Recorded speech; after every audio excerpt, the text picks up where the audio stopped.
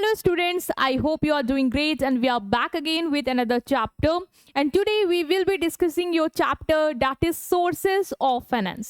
ठीक है, फाइनेंस के सोर्सेस पे ये चैप्टर होने वाला है और काफ़ी कुछ आप यहाँ पे देखने वाले हो. अच्छा, इसको स्टार्ट करने से पहले समझने की कोशिश करते हैं कि फाइनेंस क्या है और बेसिकली इसका सोर्स से रिलेशन क्या है. ठीक है, तो अगर मैं आपको ये बोलूँ कि आपको कोई बिजनेस स्टार्ट करना है, ठीक है, या बिजनेस ऑलरेडी है उसको रन कराना है, इवन बिजनेस बंद भी कराना है, तो सबसे इम्पॉर्टेंट चीज़ आपको क्या लगेगी उसमें? तो आप बोलोगे कि पैसा, क्योंकि अगर पैसा नहीं होगा तो बिजनेस स्टार्ट भी नहीं कर पाएंगे, रनिंग में भी प्रॉब्लम आएगी, इवन जब क्लोज करेंगे तो भी सबको पैसा देना पड़ता है ना, जितने लोगों से पैसा ले रखा है.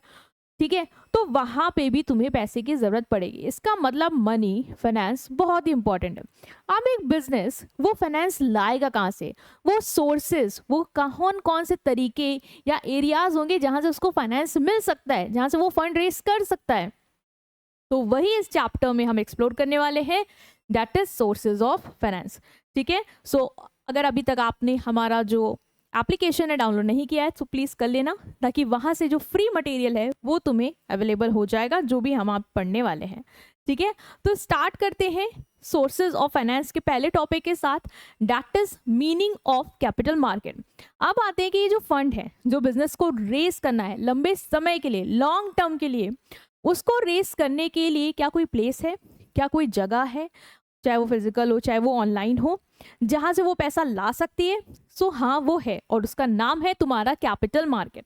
तो कैपिटल मार्केट आखिरकार क्या है?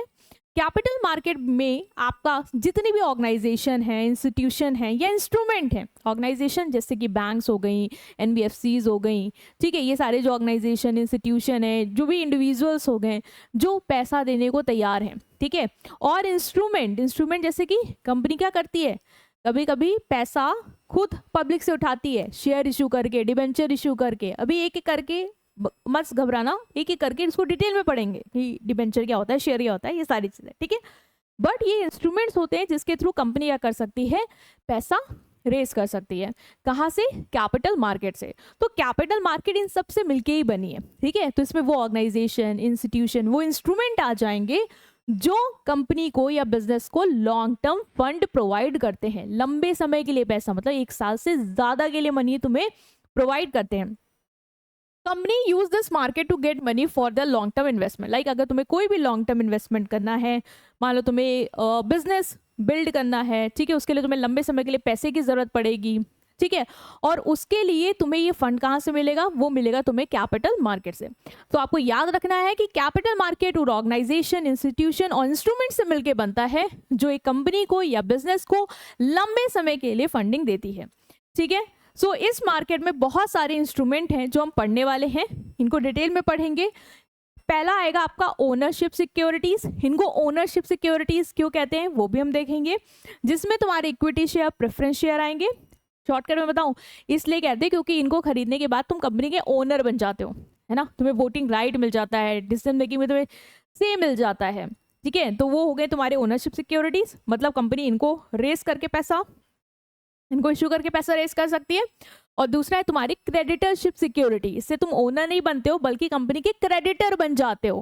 क्रेडिटर बेसिकली जिसने पैसा कंपनी को उधार में दिया है. ठीक है, तो डिबेंचर बॉन्ड इशू करके कंपनी क्या कर सकती है, पैसा रेस कर सकती है लोगों से. तो ये सब कहाँ पे होगा, ये सारी सिक्योरिटी कहाँ इशू होती है, ये सारी इंस्ट्रूमेंट की डीलिंग कहाँ होती है, ये सब होती है तुम्हारी कैपिटल मार्केट में.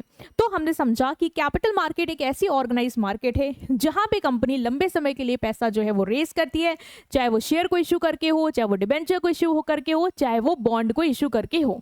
ठीक है बेटा, और हमें ना इसी को देखना है. ठीक है, ओके, अब हम आ रहे हैं तुम्हारे नेक्स्ट टॉपिक पे, that is functions of capital market. ये फंक्शन जो है कैपिटल मार्केट के, वो तुम्हारे लिए भी क्या फायदे हैं कैपिटल मार्केट के काम करने से, और बिजनेस के लिए भी क्या है, उन सबके कलेक्टिवली हम देखने वाले हैं. तो पहला है, कैपिटल मार्केट क्या करता है ना, सेविंग हैबिट, थ्रिफ्ट को प्रमोट करता है. देखो, कैपिटल मार्केट है तो कंपनी क्या कर रही है, वहां पे पैसा रेस करने के लिए शेयर इशू कर रही है, डिबेंचर इशू कर रही है. तो मुझे, ठीक है, मुझे, तुम्हें, हम सबको पास क्या है, पैसा है, सेविंग्स है. तो हम क्या कर सकते हैं, अपनी सेविंग को खर्च नहीं करेंगे, स्पेंड नहीं करेंगे, बल्कि जोड़ के रखेंगे ताकि हम शेयर खरीद ले, डिबेंचर खरीद ले, जिससे हम एक अच्छा रिटर्न पा पाएं। तो एक सेविंग हैबिट आ जाएगी तुरंत। एक ये नहीं कि खर्च कर दिया, एक माइंड में रहेगा कि नहीं यार शेयर खरीद सकते हैं, we have this option, so let's save. तो एक तो सेविंग हैबिट बिल्ड करता है, ये पहला फंक्शन हो गया। दूसरा है इन्वेस्टमेंट एवेन्यू, तुमको एक सेफ एंड प्रॉफिटेबल ऑप्शंस दे देता है जहां तुम अपना पैसा इन्वेस्ट कर सकते हो, है ना। जैसे इसके पास क्या है, शेयर है, बहुत सारे टाइप के share, equity share, preference share, तो तुम्हारे पास चॉइस है, तुम जिसमें भी पैसा लगाना चाहो लगाओ, जहां से तुम्हें अच्छा प्रॉफिट और रिटर्न मिल जाए। तो तुम्हारे लिए अच्छे खासे इन्वेस्टमेंट ऑप्शंस देता है, ये भी इसका एक फंक्शन है। नेक्स्ट इज लिक्विडिटी, बोरोवर को क्या है, लिक्विडिटी मिल जाती है। लिक्विडिटी मतलब जैसे ही उसको लग रहा है कि मुझे अपना पैसा कहीं इन्वेस्ट करना है, कर दिया, जैसे उसको लग रहा है मुझे अपना शेयर बेचना है, बेच दिया, मतलब कोई रुकावट नहीं है उस चीज में। सो आपको ना इमीडिएट एक ऐसी मार्केट मिल जाती है जहां पे अपने शेयर को बेच सकते हो बिना किसी झिझक के। तो डिबेंचर, बॉन्ड, शेयर है और तुम्हें इसको बेचना है, तुम्हें पैसे चाहिए, तो you are free to go, तुम आराम से इसको सेल आउट कर सकते हो, ठीक है। ऐसा नहीं होगा कि सेल नहीं हो रहा है। Next is availability of capital. दूसरा फायदा ये रहेगा, इसका मतलब सॉरी फंक्शन रहेगा, वो ये रहेगा कि ये बिजनेस को भी फंड देता है रीजनेबल कॉस्ट पे। हमने बोला भी कि मीनिंग में ही हमने समझा कि बिजनेस जो भी लॉन्ग टर्म फंड रेज करना चाहती है वो कैपिटल मार्केट से कर सकती है। तो कैपिटल मार्केट एक ऐसा प्लेस देता है जहां से बिजनेस लंबे समय के लिए फंड रेज कर सकती है, ठीक है। तो कंपनी रेज कर सकती है मनी इनको यूज करके, चाहे वो शेयर इशू करके करे, डिबेंचर करे, चाहे बॉन्ड करे। तो ये भी एक कैपिटल मार्केट का रोल या फंक्शन होगा। Next is ready market, investor को एक ऐसी मार्केट मिल जाती है जहां पे अपने सिक्योरिटीज को बेच सकते हैं और जल्दी से उनको कैश में कन्वर्ट कर सकते हैं। पॉइंट लिक्विडिटी से मिलता ही जुलता है ये भी। Next is transfer of fund, तुम्हें अपने फंड को ट्रांसफर करने में हेल्प करती है। कैसे, जैसे मैं हूं, मैं पैसा सेव करना चाहती हूँ, इन्वेस्ट करना चाहती हूँ, और एक कंपनी है जिसको वो पैसा चाहिए ताकि वो अपना बिजनेस आगे एक्सपैंड कर पाए या what ever the option they want, तो मुझे उसके साथ क्या करिए, कनेक्ट करिए। मैं अपना पैसा सेव करूंगी, इन्वेस्ट कर दूंगी और वो पैसा बिजनेस को मिल जाएगा जिससे वो फर्दर अपनी एक्टिविटीज कैरी आउट कर पाएगा। तो यहाँ पे फंड का ट्रांसफर हो रहा है उन लोगों से जो पैसा सेव करना चाहते हैं तो उन लोगों तक जिनको पैसों की जरूरत है। तो ये भी एक इसका फंक्शन में आएगा। नेक्स्ट आते हैं हम कि कौन कौन से सोर्सेज हैं, ठीक है, हमारे पास कैपिटल को रेज करने के। तो जो हमने पढ़ा ना कि कैपिटल मार्केट में एक कंपनी या business long term fund raise कर सकती है शेयर इशू करके।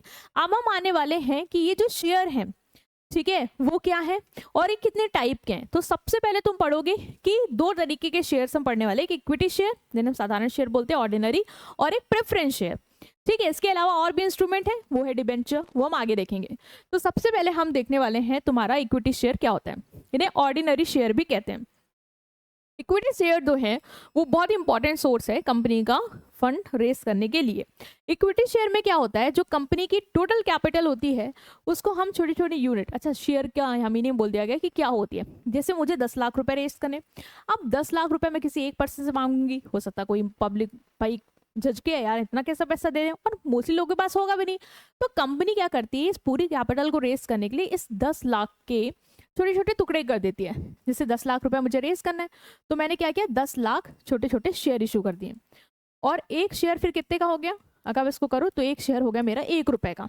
इस तरीके से कंपनी चाहे जितना चाहे, जैसे 1 लाख मुझे शेयर इशू करने तो मैंने 10 लाख डिवाइड बाय 1 लाख कर दिया, मतलब एक शेयर कितने हुए, 10 रुपए का। तो जिसको लेना होगा अपने हिसाब से ले लेगा, है ना। जैसे 10 लाख देने में लोग झिझकेंगे, 5 लाख 1 लाख कहाँ से देंगे, बट 10 रुपए का एक शेयर है, मेरे पास 2000 रुपए पड़े, मैंने सोचा चलो मैं ले लेती हूँ, है ना। तो मैंने उस हिसाब से अपना पैसा दे के शेयर खरीद लिए जितने बन रहे। तो ये क्या होता है, ये कंपनी की कैपिटल को छोटे छोटे पार्ट पे डिवाइड कर दिया गया, उन एक छोटे हिस्से को, एक टुकड़े को हम क्या बोल रहे हैं, शेयर बोल रहे हैं। ये क्लियर है। नेक्स्ट आते हैं, जो भी लोग इस शेयर को खरीदते हैं वो क्या बन जाते हैं, शेयर होल्डर बन जाते हैं, ठीक है। जो कंबाइंड वैल्यू शेयर और ये जो पूरी शेयर की वैल्यू है, जो सारे शेयर को मिला दो आपस में, तो ये क्या कहलाएगी, शेयर कैपिटल। ऐसी कैपिटल जो शेयर इशू करके रेस की गई है। When you by equity share of a company you become the part of owner of the company. याद रखना, जब तुम कंपनी के शेयर को बाय करते हो तो तुम उस शेयर के क्या हो जाते हो, होल्डर हो जाते हो, जिसे कहते हैं शेयर होल्डर। दैट इज तुम्हारे उतने शेयर तक की ओनरशिप कंपनी में क्या हो जाती है, फिक्स हो जाती है। इसके साथ साथ तुम्हें कुछ वोटिंग राइट्स मिलते हैं, ठीक है। इवन तुम्हें डिविडेंड मिलता है, लाइक कंपनी जो भी प्रॉफिट अर्न करेगी उसका कुछ हिस्सा अपने शेयर होल्डर में बांटती है इन द फॉर्म ऑफ डिविडेंड, ठीक है। और बहुत सारी रिस्पॉन्सिबिलिटी भी आती है। वो ये है कि तुम्हें ना as a equity share holder risk face करना होता है। किस चीज़ का रिस्क? रिस्क होता है कि कंपनी ने अगर पैसा नहीं कमाया, प्रॉफिट नहीं हुआ, तो तुम्हें कोई भी डिविडेंड नहीं मिलेगा। तो ये एक रिस्क है अनसर्टेनिटी का।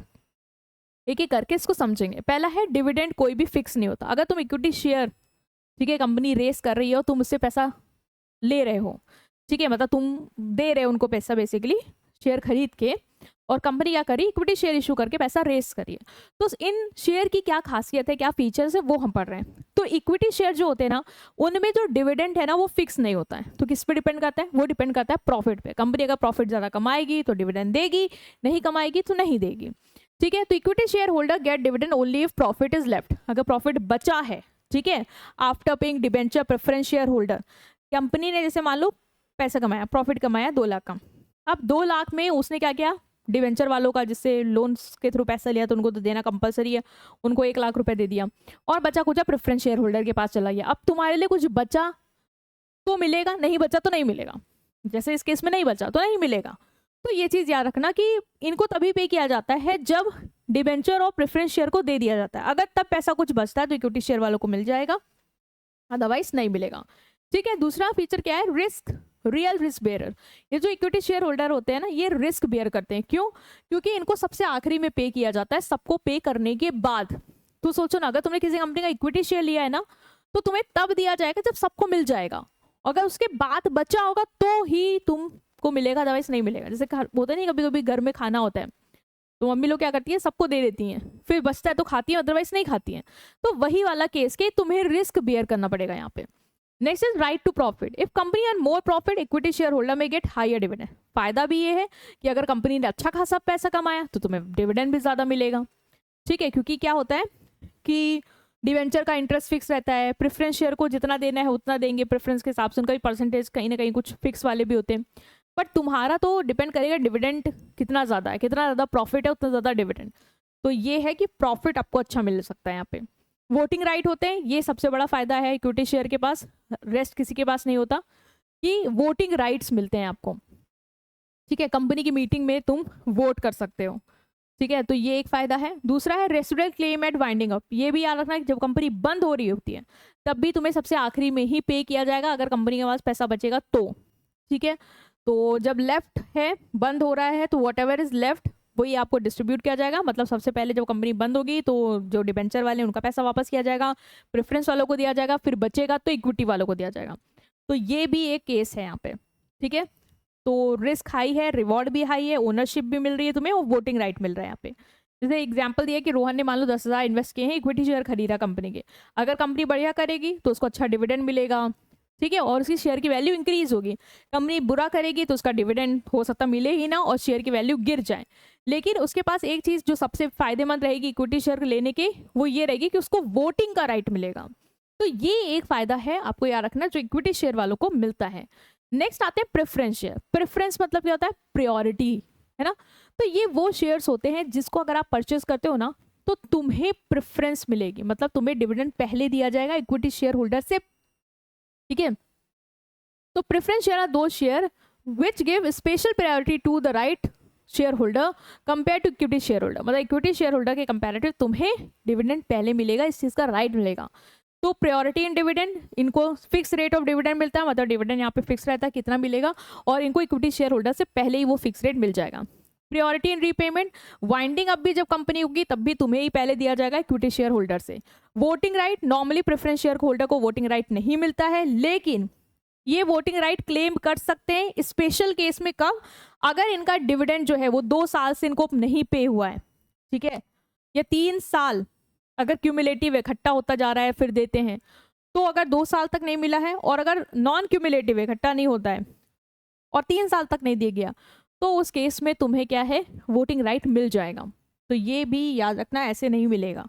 Preference share holder like hybrid between equity share and debenture. तो इसमें डिबेंचर और इक्विटी की कुछ ना कुछ ट्रेड्स मिक्स हैं। जैसे इक्विटी शेयर का क्या है कि डिविडेंड तब मिलेगा जब प्रॉफिट अर्न होगा, तो प्रेफरेंस वालों को भी ऐसा नहीं कि डिविडेंड मिलेगा ही मिलेगा, अगर प्रॉफिट हुआ है तो डिविडेंड आपको इक्विटी से पहले मिल जाएगा, ये है, ठीक है। दूसरा जैसे डिविडेंड है, डिबेंचर होता है, अभी तुम लोन पढ़ोगे, डिबेंचर पढ़ोगे, वहाँ पे रेट फिक्स होता है कि इतना ही आपको रेट से मिलने वाला है डिविडेंड।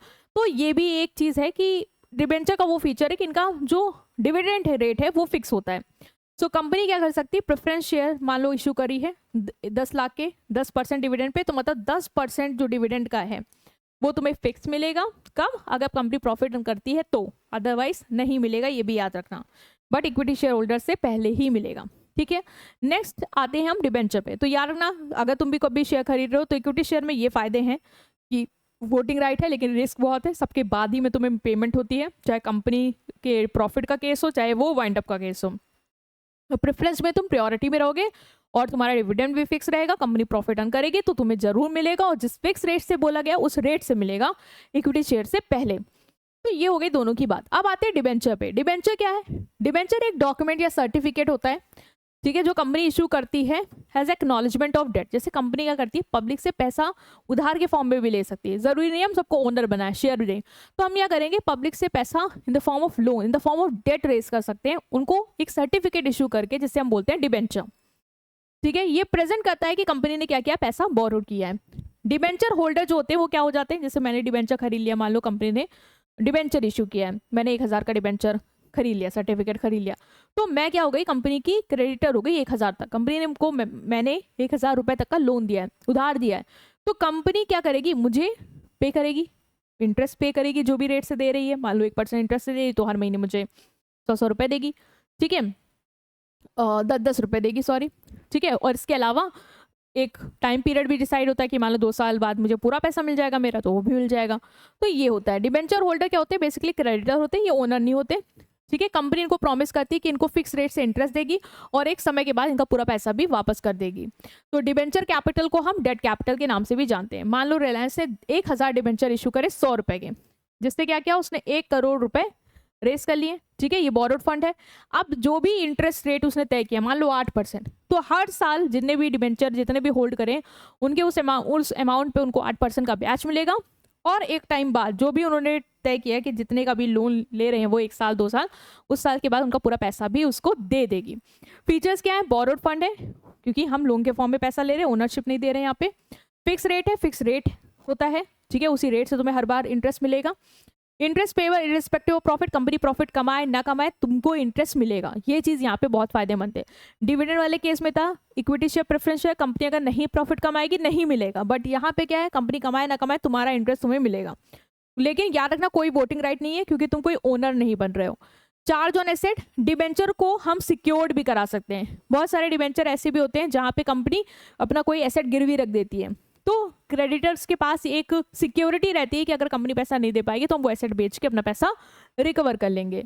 लीगल रेमेडी, अगर कंपनी आपको इंटरेस्ट नहीं दे पाई या जो प्रिंसिपल अमाउंट वो नहीं दे पाई तो आप उनके अगेंस्ट लीगल एक्शन भी ले सकते हो, कंपनी बंद भी करवा सकते हो।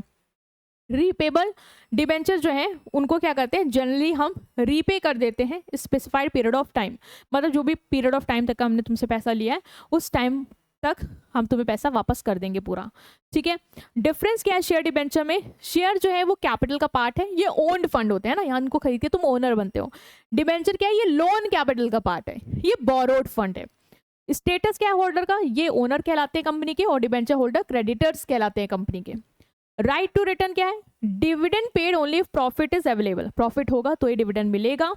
ठीक है, आप उसको क्लेम नहीं कर सकते, लेकिन इंटरेस्ट जो है वो मिलेगा, फिक्स रेट से मिलेगा, हर बार मिलेगा, और नहीं मिलेगा तो आप लीगल एक्शन ले सकते हैं। सिक्योरिटी, यहाँ पे कोई सिक्योरिटी नहीं होती है, और जनरली डिबेंचर में सिक्योरिटी होती है, कंपनी अपने एसेट्स गिरवी रखती है। Next is voting right, share holder के पास वोटिंग राइट होता है, डिबेंचर के पास नहीं होता है। Redemption not repayable during life time. ठीक है, जो रिडीमेबल प्रेफरेंस है वो रिडीम होंगे, जैसे मान लो रिडीमेबल है 3 साल का प्रेफरेंस, 3 साल के बाद पूरा पैसा वापस हो जाएगा, वो उस केस में। अदरवाइज ऐसा नहीं है कि पैसा कभी भी रिडीम होगा, ये जनरली आपको स्पेसिफाइड पीरियड ऑफ टाइम के बाद पे कर दिया जाएगा। 3 साल तक का लोन लिया गया आपसे कंपनी ने डिबेंचर के फॉर्म में, तो 3 साल बाद पैसा पूरा दे देगी। ऑर्डर ऑफ रीपेमेंट इनको सबसे आखिरी में मिलता है, क्रेडिटर को मिल जाने के बाद, और इन्हें शेयर होल्डर से पहले पैसा दिया जाता है, डिबेंचर को सबसे पहले हम पे करते हैं। ठीक है, next is frequency of return, dividend जो है वो अनसर्टेन होता है, हमें नहीं पता मिलेगा नहीं मिलेगा, प्रॉफिट होगा तो मिलेगा, कम प्रॉफिट तो कम मिलेगा, ज़्यादा होगा तो ज़्यादा, लेकिन इसका क्या है, रेट फिक्स है और रेगुलरली मिलेगा। रिस्क टू होल्डर, यहाँ पे रिस्क ज़्यादा है, अगर कंपनी अच्छा प्रॉफिट कमाएगी तो मिलेगा, अदरवाइज नहीं मिलेगा। और यहाँ पे रिस्क लो है भाई, आपको पैसा मिलेगा। और इवन सिक्योर डिबेंचर है तो और लो है रिस्क, क्योंकि अगर कंपनी प्रॉफिट नहीं भी कमाती है तो उस केस में तो आपको पता है कि तब भी मिलने वाला है ना। तो ये आपके फायदे हो गए। अब हम मूव कर रहे हैं नेक्स्ट पे। 1 मिनट, ये रुक गया है यहाँ पे, 1 मिनट। ओके, अब हम आ रहे हैं लोन फ्रॉम कमर्शियल बैंक। अभी तक हमने देखा कि कंपनी क्या कर सकती है, अपने ही सिक्योरिटी इशू कर सकती है, चाहे वो शेयर इशू करे, चाहे वो डिबेंचर इशू करे। अब आ रहा है कि वो अपनी सिक्योरिटी नहीं इशू कर रही है और जाके बैंक से लोन ले रही है।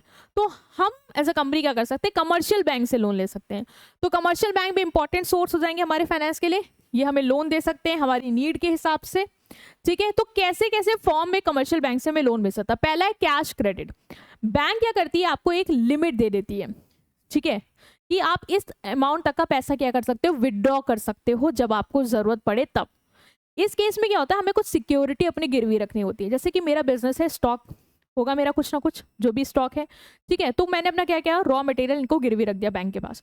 बैंक ने मुझे ना उधार की एक लिमिट दे दी कि तुम 2 लाख तक का पैसा जो है वो खर्च कर सकते हो, ये तुम्हारी लिमिट है, ये तुम्हें हमने उधार दे दिया, तुम्हारे बैंक अकाउंट में क्रेडिट कर दिया। तो मैं क्या करूँगी, इस लिमिट को यूज कर सकती हूँ। मान लो अगर मैंने पैसा वापस नहीं किया, 2 लाख यूज कर लिया, पैसा नहीं दिया, तो मेरा जो भी स्टॉक है जो मैंने गिरवी रखा है वो बैंक बेच के अपना पैसा रिकवर कर लेगी। तो कैश क्रेडिट में क्या होता है, बैंक हमें एक लिमिट दे देती है, जितने लिमिट तक हम पैसा विड्रॉ कर सकते हैं जब हमें लगे तब। नेचर क्या है, रिवॉल्विंग क्रेडिट है, क्रेडिट कार्ड जैसे होता है वैसे ही है। यहाँ पे इंटरेस्ट उतने अमाउंट पे लगेगा जितना हमने विड्रॉ किया है। जैसे लिमिट मुझे 2 लाख दी है, लेकिन मैंने विड्रॉ किया है, यूज कैसे 50,000 का, तो 50,000 पे ही बैंक मेरे से इंटरेस्ट लेगी। यहाँ पे इन्वेंट्री गिरवी रखनी पड़ती है, याद रखना, मैंने बताया भी। जैसे मान लो मुझे एक एज अ ट्रेडर 20 लाख का कैश क्रेडिट मिला है और मैंने सिर्फ 5 लाख ही विड्रॉ करे, तो मुझे इंटरेस्ट जो ब्याज लगेगा वो सिर्फ 5 लाख पे लगेगा, ठीक है, 20 लाख पे नहीं लगेगा, वो तो पूरी लिमिट है। Next is discounting of bill of exchange. Discounting of bill of exchange क्या होता है, इसमें क्या है, एक सीन समझना। जैसे मान लो मैं एज अ ट्रेडर हूँ, मैंने सामान बेचा और उधार पे बेच दिया, सामने वाले पार्टी ने मुझे पैसा नहीं दिया, मुझे पैसा नहीं दिया, तो मैंने क्या किया, उसको BR इशू कर दिया, बिल रिसीवेबल इशू कर दिया। मतलब मैंने लिख दिया कि तुमको मैंने अपना सामान उधार पे दिया है और तुम्हें इस तारीख तक पैसा जो है वो मुझे वापस करना है। उसने साइन करके मुझे दे दिया कि मैं आपको इस डेट तक पैसा दे दूंगा। अब मुझे क्या हुआ, एकदम से पैसे की जरूरत पड़ गई। वो तो कह के गया था कि काफी देर बाद देगा, डेट लिखी हुई है उस पर, है ना, और अभी तो मेरे को पैसा चाहिए। अब मैं क्या करूंगी, अब मैं बैंक के पास जाऊंगी, उसको वो BR दे दूंगी कि भाई तुम इससे वसूल लेना इस तारीख तक, वो तुम्हें पैसा दे देगा मेरे बिहाफ पे, और मुझे क्या है, इंस्टेंट पैसा दे दो। अब बैंक कहेगी कि भाई हम तुम्हारी मदद करें तो हमारा भी कोई फायदा होना चाहिए। तो बैंक कहती है कि देखो ये जो BR है ना, ये तुम्हारा 10,000 का है, मैं ना ही 10% काटूंगा, ठीक है, एज अपनी कमीशन, और तुम्हें जो 9,000 है वो दे देता हूँ। मैंने कहा ठीक है भाई, मेरे को भी जल्दी पैसा मिल रहा है। तो ये होता है डिस्काउंटिंग ऑफ बिल। तो बैंक इस तरीके से भी तुम्हें क्या करता है, कमर्शियल बैंक पैसा प्रोवाइड करता है। तो बिजनेस के पास मान लो BR है, ठीक है, तो इंस्टेड ऑफ वेटिंग, मतलब भाई फ्यूचर का BR है, पैसा बाद फ्यूचर में मिलेगा, लेकिन अगर तुम वेट करोगे तो तुम्हारा समय जाएगा और तुम्हें पैसा भी चाहिए। तो तुमने क्या किया, बैंक को उसको सेल कर दिया और तुरंत कैश ले लिया। बैंक ने तुम्हें पैसा दे दिया, कुछ चार्जेस डिडक्ट कर लिए, और ये एक छोटे समय का फाइनेंस का सोर्स है। जैसे तुमने गुड्स सेल किए थे 1 लाख के XYZ लिमिटेड को, तुम ABC हो, 3 मंथ के क्रेडिट पे, अब वो पैसा देखो 3 महीने बाद देगा, बट मुझे पैसा भी चाहिए। तो मैं क्या गई, मैं बैंक के पास गई, बैंक ने अपना 3,000 डिस्काउंटिंग चार्ज काटा, मुझे 97,000 रुपीज दे दिए और मैं उसको यूज कर लूंगी, और बाद में बैंक उससे जाके पैसा ले लेगा। नेक्स्ट एक तरीका और है बैंक का तुम्हें फंड प्रोवाइड करने का, वो है ओवरड्राफ्ट। ओवरड्राफ्ट क्या है, जो बिजनेसमैन होते हैं जिनका बेसिकली करंट अकाउंट होता है ना, उनको ओवरड्राफ्ट लिमिट मिल जाती है। मतलब अकाउंट में जितना पैसा है उसके ऊपर की एक लिमिट मिल जाती है कि आप उससे ज़्यादा पैसा निकाल सकते हो, ठीक है। तो ये टेम्परेरी एक फैसिलिटी है जो तुम्हें मिलती है as a current account holder. You under this arrangement business enterprise को अलाउ करा जाता है कि वो मनी विड्रॉ कर सकते हैं उस बैलेंस के ऊपर भी जो उनके अकाउंट में अवेलेबल है, ठीक है। इससे क्या होता है, वो अपनी जो शॉर्ट टर्म नीड है या फंड की शॉर्टेज हो गई उसको फुलफिल कर लेते हैं। इंटरेस्ट जो है वो चार्ज करेगा उसी अमाउंट पे जितना तुमने विड्रॉ किया है। जैसे बिजनेसमैन है, उसके करंट अकाउंट में मान लो 50,000 है, बैंक ने उसको ओवरड्राफ्ट लिमिट दे रखी है 1 लाख की, ठीक है। तुम्हारे पास क्या है, 50,000 रुपए है करंट अकाउंट में, लेकिन तुम्हें मान लो 70,000 की पेमेंट करनी है, 80,000 की पेमेंट करनी है, तो तुम्हें ना as a current account holder overdraft limit मिल चुकी है। ओवरड्राफ्ट लिमिट क्या मिली कि तुम 1 लाख तक पैसा जो है वो एक्स्ट्रा निकाल सकते हो, ठीक है, उस पर तुमसे बस ब्याज लेगी। तो बिजनेस क्या है, अब देखा जाए तो 50,000 अपने वाले और 1 लाख की ओवरड्राफ्ट लिमिट वो यूज़ करके 1.5 लाख रुपए तक का पैसा निकाल सकता है। तो ये फैसिलिटी होती है जिससे तुम्हें एक हेल्प मिल जाती है कि जब भी तुम्हें फंड की ज़्यादा ज़रूरत है या शॉर्टेज पड़ रही है तो तुम कोई भी ये पता है कि बैंक में तो मेरे तो नहीं है, बट ओवरड्राफ्ट लिमिट से वो लिमिट मिल जाती है जिससे तुम और एक्स्ट्रा पैसे विड्रॉ कर सकते हो और उस पर इंटरेस्ट दे सकते हो, अपनी रिक्वायरमेंट को फुलफिल कर सकते हो। तो ये था चैप्टर जो हमने डिस्कस किया। आई होप आप अंडरस्टैंड कर पाए होगे। मिलेंगे तुमसे नेक्स्ट वीडियो में। Till then take care, good bye.